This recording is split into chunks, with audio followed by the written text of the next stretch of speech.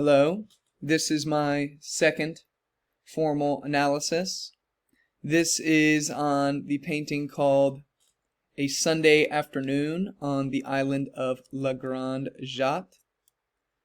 This painting was made in 1846 by Georges Seurat and is oil on canvas as the media. For the scale, people take up a large part, if not all, of this painting.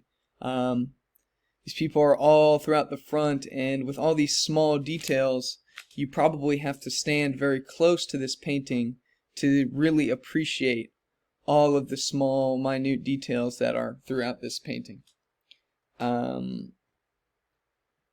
The people are all sitting on this hillside. They are arranged looking out over the water.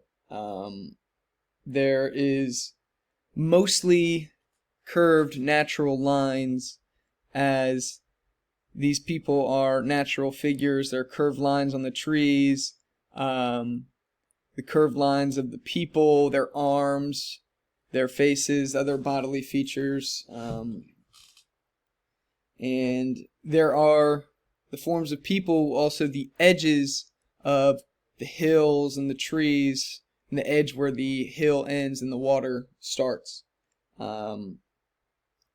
There are darker colors, mainly because of these shadows, but also brighter colors on the reds that the people are wearing and the bright blues of the water and the palish, whitish blue of the sky in the top left.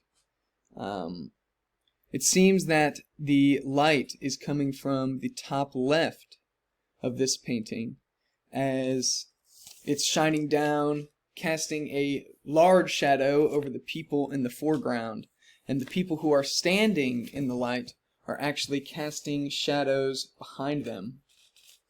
3D space is created in this painting because of the people in the foreground being larger, and as you go back in the painting to the background, the people and forms get smaller and the colors become paler and paler as you go back farther, creating an illusion of three-dimensional depth.